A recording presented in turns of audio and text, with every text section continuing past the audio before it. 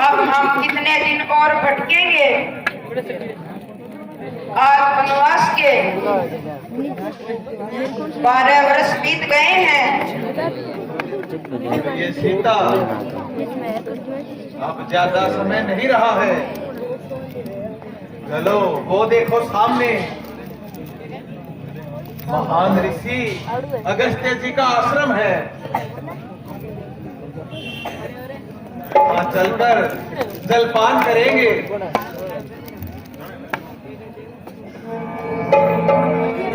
तुरत ही रुचिर रूप देहि पावा, देखी दुखी निज धाम पठावा। जय सिया राम बोलो, जय सिया राम। जी अगस्त्य मुनि के आश्रम में आते हैं। किस प्रकार से मुनिराज को दर्शन देते हैं। राज प्रणाम।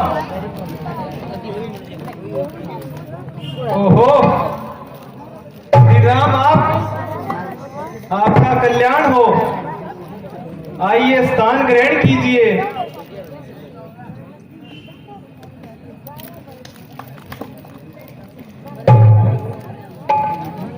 नहीं मुनिराज,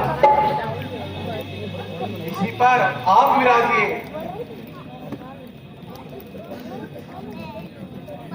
आप तो सृष्टि के स्वामी हैं,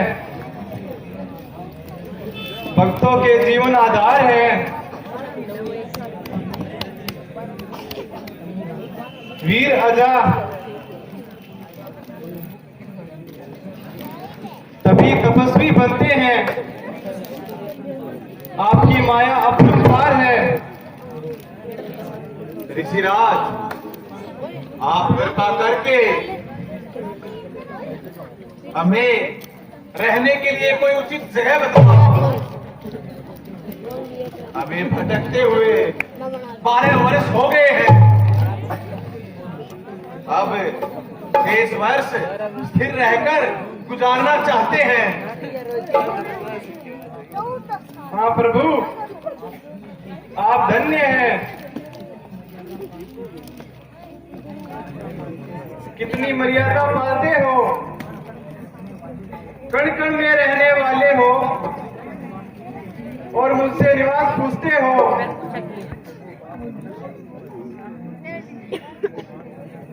वो बात अलग है ऋषिवर। मैं मानव अवतार में आया हूं,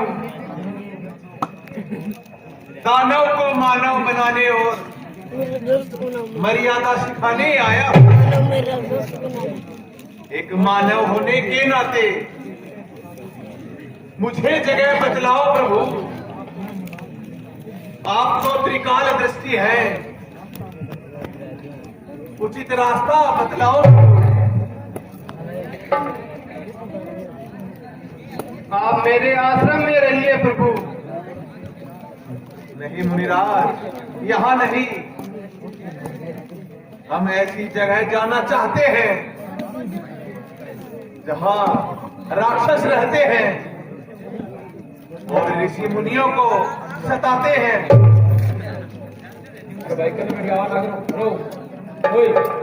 समझ गया इशारा प्रभु। ऐसा स्थान बताता हूँ, गोदावरी नदी के तट पर एक पंचवटी है और दंडक वन बतलाता हूँ। वहां राक्षस ऋषियों को रोज रोज सताते हैं, यज्ञ हवन नहीं करने देते, मांस ऋषियों का खाते हैं। जाओ वहां विनाश करो। हरो उन दुष्टों के पापों को, धर्म मर्यादा पालन करो। हरो सबके कष्टों को। धन्य हो ऋषिराज आपको, धन्य आपका सब धन है। आज्ञा दो अब जाने की, आनंदित मेरा तन मन है। अच्छा प्रभु, आपका यश बढ़े, और आपकी यात्रा मंगलमय हो। देखो कितना रमणीय स्थान है। हाँ भ्राता जी, ये 5 बट के वृक्ष मिलकर पंचवटी बना रहे हैं। प्रकृति का कितना मनमोहक दृश्य है। स्वामी इधर तो देखो,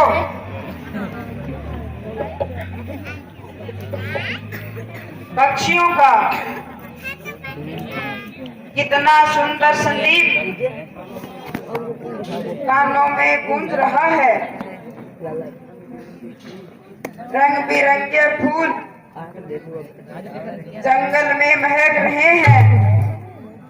हाँ हाँ प्रिय, तुम बिल्कुल ठीक कह रही हो। ये बहुत ही रमणीय प्रकृति है।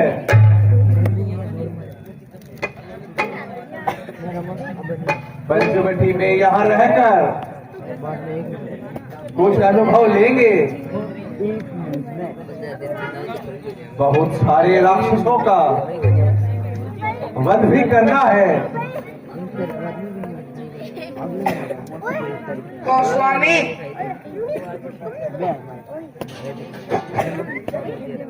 क्या हम फिर अयोध्या चले जाएंगे? हाँ हाँ सीता, फिर हम जरूर अयोध्या लौट जाएंगे। अब हम यहाँ पंचवटी में कुछ समय व्यतीत करेंगे। आओ प्रिय,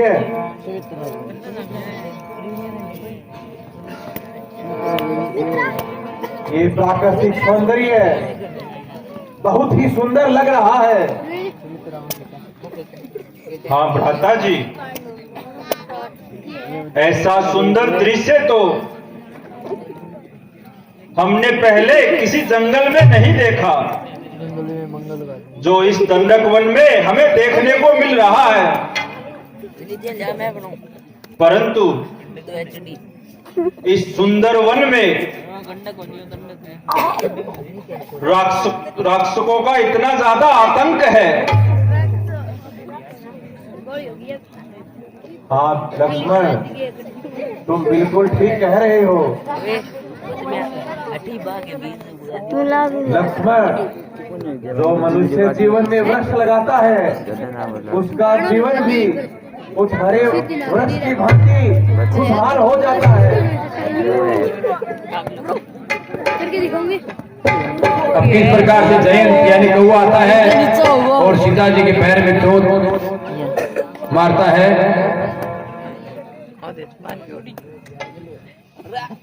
हाय नाथ, हाय नाथ, देखिए इस दुष्ट कौवे ने चोंच मारकर मेरा पैर घायल कर दिया है दोस्त, तेरी इतनी हिम्मत।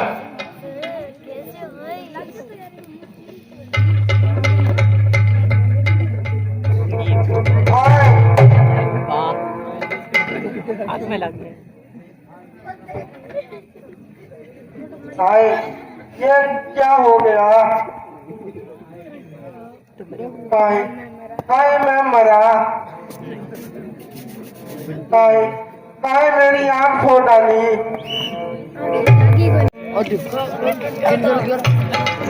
हाय हाय, मेरी नाक। हाय हाय, मेरी आँख। भगवान ने कहा है कोए की आंख में तीर लगाया था, जिससे आज भी कौवे की एक ही आंख होती है। वो उस दिन से सतयुग में भगवान ने कोए की आंख में तीर चलाया, उसका परिणाम आज भी भुगतना पड़ रहा है।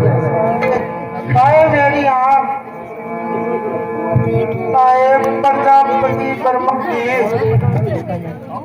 यह क्या हो गया? अब मैं क्या करूं? हाय हाय, मेरी आँख।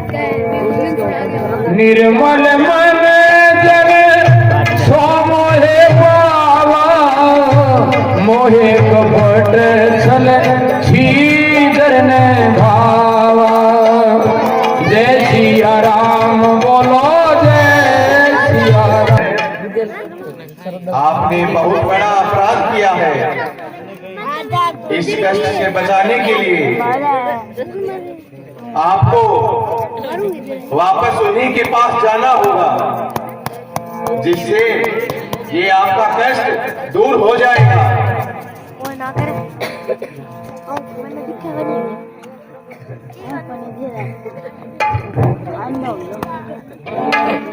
हे भगवान, अब मैं उन्हीं के जाता हूँ। मैंने अपराध कर दिया।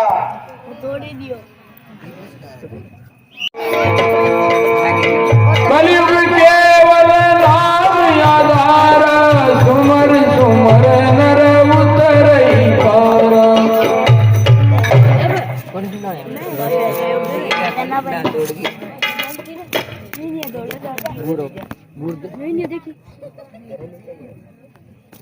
क्षमा प्रभु, क्षमा करो। मेरा कलेजा जल रहा है। शरीर मेरा कांप रहा, प्राण पल से निकल रहा है। मैंने अनजाने में आपका अपराध कर दिया, इसलिए मुझे क्षमा कीजिए। अच्छा जयंत, तुझे क्षमा किया। आओ मेरे निकट आओ, आपका कष्ट मिटाता हूँ।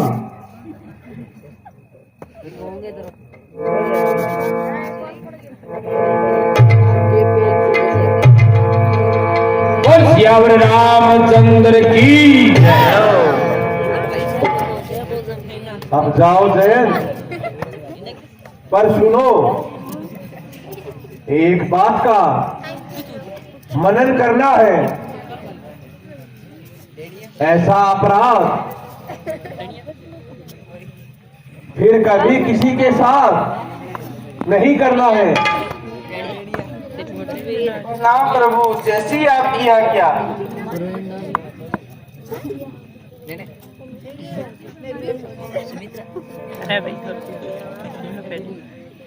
भ्राता जी, ये काम आपने अच्छा किया। एक अबोध प्राणी को क्षमा कर दिया।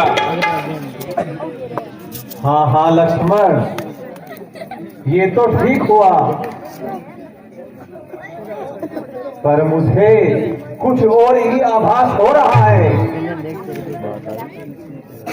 हे प्राणनाथ, ऐसा क्या आभास हो रहा है? प्रिय सीता,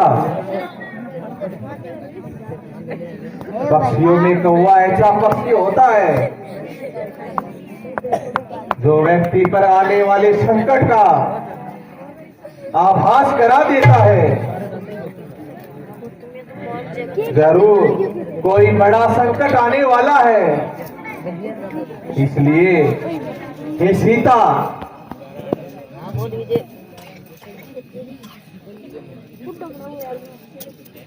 जिन पैरों में चोट लगी है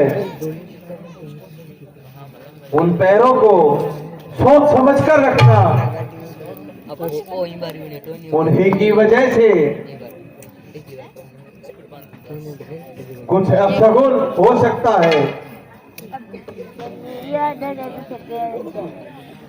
ठीक है प्राणनाथ,